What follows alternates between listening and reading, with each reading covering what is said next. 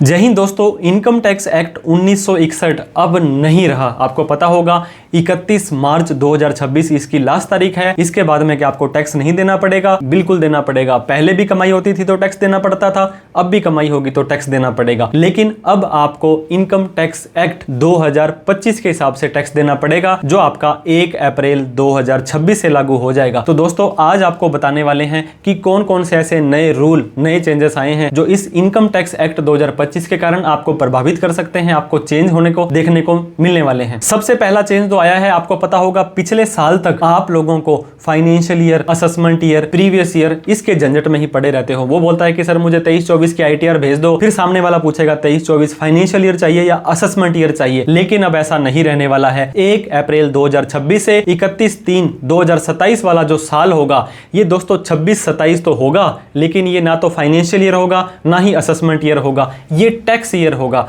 जब आप आईटीआर भरेंगे तो टैक्स ईयर लिखा जाएगा, जब आप टैक्स भरेंगे टैक्स ईयर लिखा जाएगा। तो 26-27 पहला टैक्स ईयर, 27-28 अगला टैक्स ईयर, 28-29 अगला टैक्स ईयर, इस हिसाब से आपका ये काम करने वाला है। 800 से ज्यादा सेक्शन होते थे इनकम टैक्स एक्ट 1961 में। कुछ तो ऐसे सेक्शन होते थे जो किसी काम के ही नहीं थे, उनका कोई रेलेवेंस नहीं रह गया था। अब 536 कर दिए गए हैं। दोस्तों पहले आपको 148 का नोटिस आता था, अब आपको 280 सेक्शन के अंदर आएगा। पहले आपको 87A की रिबेट मिलती थी, वो सेक्शन 156 में मिलने वाली है। तो इस तरह से ड्रास्टिकली चेंज आपको इन सेक्शंस के अंदर देखने को मिलेगा। सारे के सारे सेक्शंस के नंबर चेंज हो गए हैं, लेकिन लगभग कंसेप्ट वही रहने वाला है। फॉर्म्स की बात करें तो आप टीडीएस बचाने के लिए फॉर्म 15G या 15H देते थे, अब आपको फॉर्म 121 देना पड़ेगा। जैसे ही आपको सैलरी के खत्म होने के बाद में दोस्तों जब फॉर्म नंबर 16 नंबर फॉर्म मिलता था, अब आपको 130 नंबर फॉर्म मिलेगा, 16A की जगह 131 मिलेगा। तो इस तरह से सारे के सारे फॉर्म, सारे के सारे सेक्शंस को अब रीनंबरिंग, रीड्राफ्टिंग कर दिया गया है। अब दोस्तों आपको यह भी पता होगा कि हर एक व्यक्ति टैक्स के दायरे में आ रहा है, बड़ी बड़ी ट्रांजैक्शंस कर रहा है, लेकिन इनकम टैक्स के जो ऑफिसर हैं वो लिमिटेड हैं। एक जिले के अंदर 1 होगा, 2 होंगे, 5 होंगे जो असेसिंग ऑफिसर होते हैं, जिसे कि JAO, जुरिस्डिक्शनल असेसिंग ऑफिसर बोलते हैं। तो अब क्या होगा दोस्तों, लगभग काम आपका फेसलेस होने वाला है। हालांकि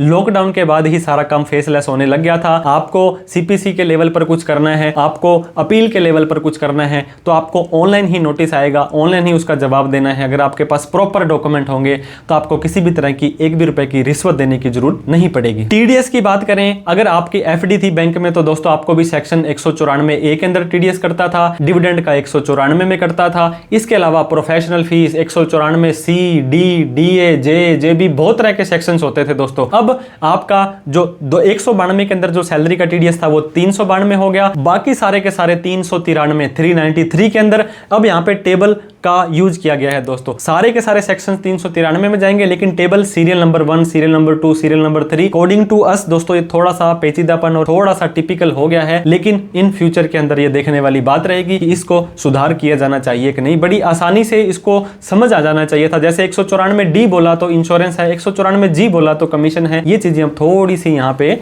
मुश्किल होती हुई दिखाई दे रही हैं। VDA यानी कि virtual digital asset crypto currency के नाम से भी इसे जाना जाता था, अब इनकम टैक्स डिपार्टमेंट ने इसे कैपिटल एसेट के तौर पर मान लिया है। पहले सरकार कहती थी टैक्स तो हमें चाहिए, लॉस हुआ तुम्हारा, प्रॉफिट में हिस्सा हमारा, लेकिन अब ऐसा नहीं होगा। अब सरकार कहती है कि कैपिटल एसेट है, इसकी कमाई पर टैक्स तो पहले भी देना पड़ता था, अब भी देना पड़ेगा, लेकिन इन्होंने अब इस कैपिटल एसेट को रिकॉग्नाइज कर लिया है ताकि लोगों के अंदर कंफ्यूजन, पैनिक ना हो। 12 लाख इनकम आपकी टैक्स फ्री हो गई थी। आपका जो पिछला फाइनेंशियल ईयर था 25-26 उसके अंदर भी होने वाली है और 26-27 में भी ये रहने वाली है। लेकिन अगर आपकी long term, short term capital gain है तो आपकी 4 लाख की इनकम माफ है, और आपकी अगर कोई भी सुपर स्पेशल इनकम जैसे कि लॉटरी, आपकी गेमिंग, आपकी क्रिप्टो करेंसी है तो यहाँ पे आपको 1 भी रुपए की इनकम टैक्स फ्री नहीं होने वाली है। पहले क्या होता था, आप अपना पुराना या ओल्ड रिफंड क्लेम नहीं कर पाते थे। जैसे आपकी ड्यू डेट निकल गई दोस्तों 31 जुलाई या बी लेटेड की 31 दिसंबर, लेकिन अब यहाँ पर आपका जो पहला टैक्स ईयर होगा 26-27, इसमें कोई आप रिफंड क्लेम करना भूल गए तो 27-28 की आईटीआर में 26-27 का रिफंड भी आप क्लेम कर पाएंगे। इसके अलावा इन सेक्शंस को इतना इजी टू अंडरस्टैंड कर दिया गया है, एक आम आदमी आदमी भी इनकी लैंग्वेज को समझ पाए, कानून को पढ़ पाए और अच्छे से उसको इंप्लीमेंट कर पाए। इसके अलावा दोस्तों सोशल मीडिया की बात करें, आजकल हर एक व्यक्ति सोशल मीडिया पर है, हर एक ऐप यूज करता है। तो वहां पर आप क्या कर रहे हैं, आप लग्जरी लाइफ जी रहे हैं और आईटीआर भर रहे हैं 3 लाख रुपए की। इनकम टैक्स डिपार्टमेंट अब आपके सोशल मीडिया को, आपके ईमेल को, आपके क्लाउड के डेटा को भी एक्सेस करने का अधिकार रखता है, जो काफी खतरनाक है। आपकी निजता का हनन यहाँ पे होता है। तो इसके अलावा भी बहुत तरह के चेंजेस आए हैं दोस्तों, जो हम हमारे चैनल पर समय समय पर आपको डाल करके बताते रहेंगे। अगर फिर भी आपका कोई स्पेसिफिक डाउट, क्वेरी, क्वेश्चन है तो आप कमेंट करके हमसे पूछ सकते हैं।